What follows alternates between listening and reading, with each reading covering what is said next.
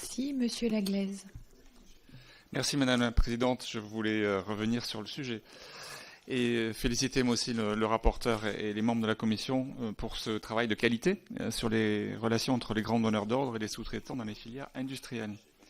Comme le démontre bien ce rapport, notre pays ne pourra pas conserver ses industries et se réindustrialiser si nous ne parvenons pas à protéger et à développer un tissu de sous-traitants industriels performants.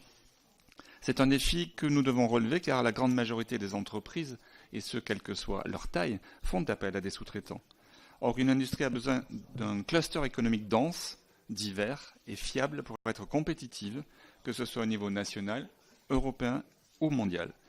C'est le cas par exemple dans mon département pour le secteur aéronautique et spatial, avec le pôle industriel majeur qu'est la Haute-Garonne, où les grands constructeurs, motoristes, équipementiers et fournisseurs font travailler un tissu de sous-traitants et de prestataires inestimable.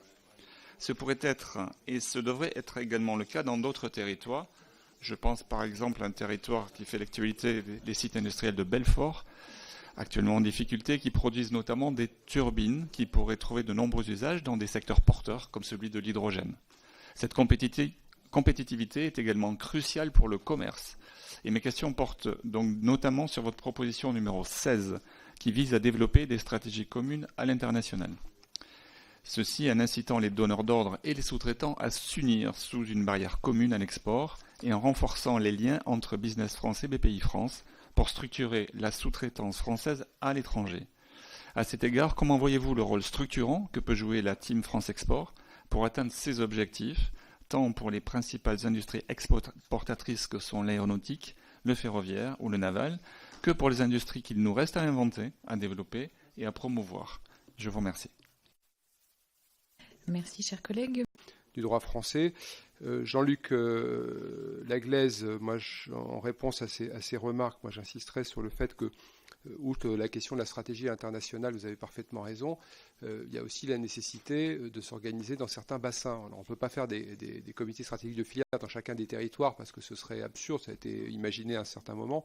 Mais par contre, dans certains territoires, vous avez cité l'exemple de l'aéronautique, vous avez cité l'exemple de Belfort, dans certains domaines, on a développé une spécialité et où on a des grappes d'entreprises qui travaillent autour des mêmes problématiques, au-delà des pôles de compétitivité, peut-être que l'on pourrait aider ces entreprises à mieux travailler ensemble dans le cadre de comités stratégiques de filière qui seraient à portée territoriale. C'est l'une des propositions du rapport.